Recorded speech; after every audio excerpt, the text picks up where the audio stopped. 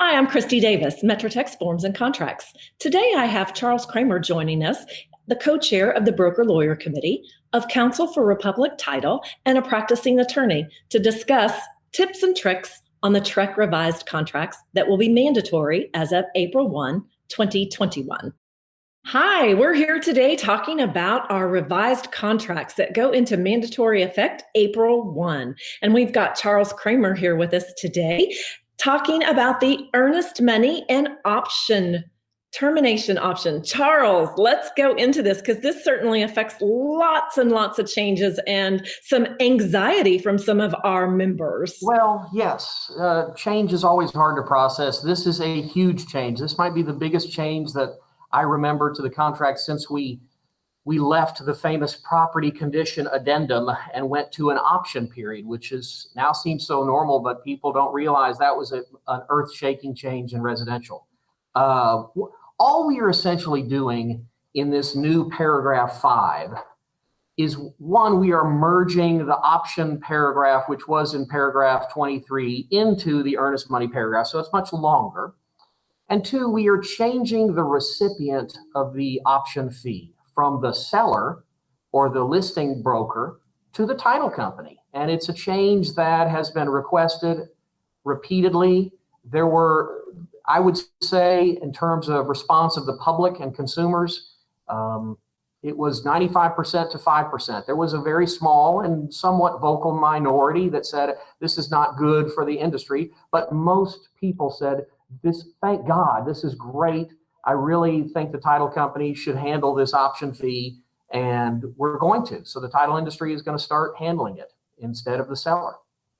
I think it's a great change. I think certainly it will add a quickness, certainly in our marketplace right now, a quickness to get the option money and the earnest money into the title company, allow to remove buyers and sellers and listing agents and buyers agents running around all over town for option fees, and that they actually get delivered, they actually get receipted. So I do think it's a great change. It's just a little bit of a difference that agents are going to have to look now as we are changing our contracts and they are becoming mandatory and they are in voluntary use right now, as to what contract are you looking at and what do you need to look at specifically.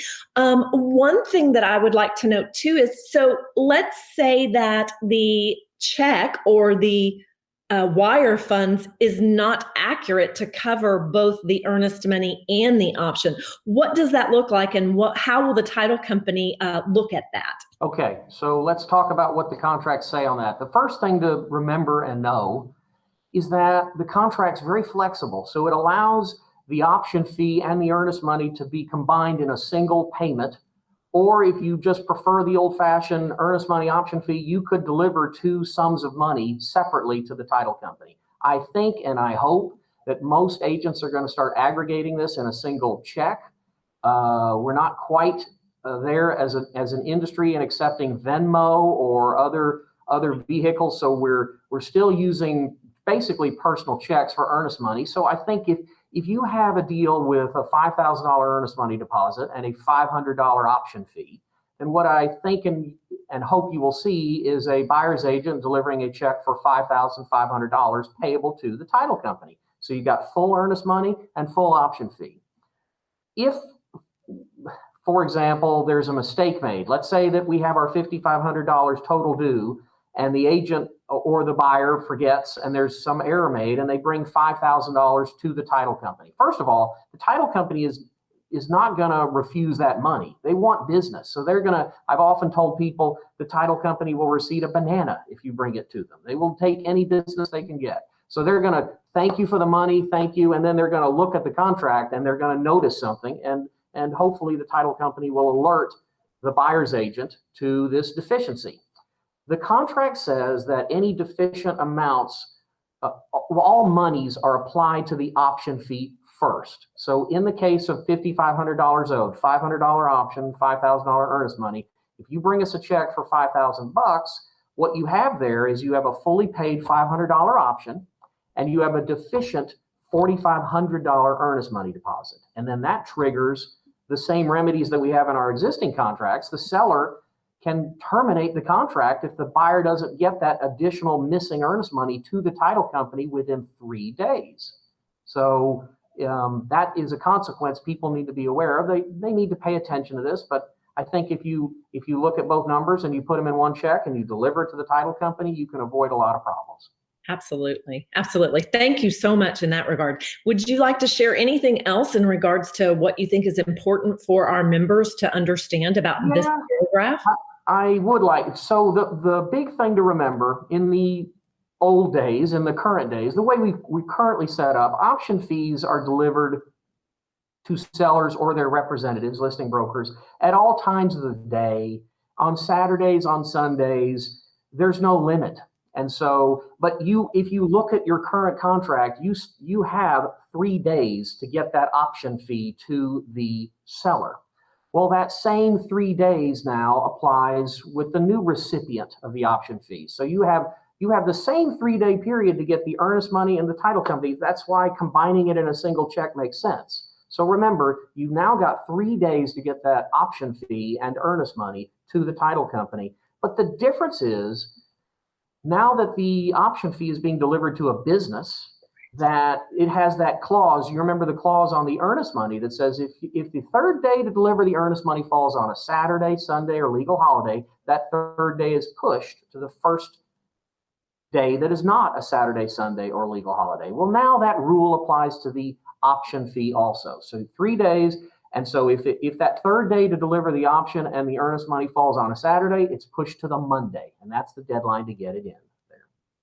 Perfect. I think that's a great thing to add to there, because I think we forget that component as listing agents and buyer's agents when we're talking about when those things need to be delivered and how they need to be delivered. And end of business day, it's not 11:59, it's end of the business day. Correct. Now, I do want to, let's talk a little bit about that. The contract doesn't use business days, or it just says days. So days are days, but the clause says if it's a Saturday, Sunday, or legal holiday for your third day, it's pushed to the first day that is not a Saturday, Sunday, or legal holiday. So let's say it is your third day and that clock is ticking. Do you think it is wise or safe to take a chance with legal jeopardy by dropping by the title offices at 10:30 p.m. and trying to shove money and photograph yourself doing it and all that? No. So first of all, try not to use that third day. Try and get the money ahead of time and try and get it to your title company on day 1 or day 2. But if you are on day 3, remember that although title offices work late, and you might be able to get a receipt from that title office at 7 p.m. by knocking on the door or calling your favorite closer, don't take a chance. Work early and don't fly under those deadlines so that you don't have a crisis and a legal problem that you're calling a lawyer about, going, well, I dropped it off at the title company at 11 and there was nobody there, but I filmed myself doing it, and so am I okay? And the seller offer terminated in the meantime because it wasn't there. Try not to use those. Don't use all your time. Get it in early is what I would say. Proactive and consistency, and communicating with the other side of the transaction. Very key components. All right. Well, I think we've wrapped up a little bit about the earnest money and termination option, how it changes, how it's all now embedded into paragraph 5. Thanks again, Charles, for joining us today to talk about contract tips. You're so welcome. And thank you for joining us. Please make sure to check out our YouTube channel for more contract tips and tricks and other videos to assist you in your business.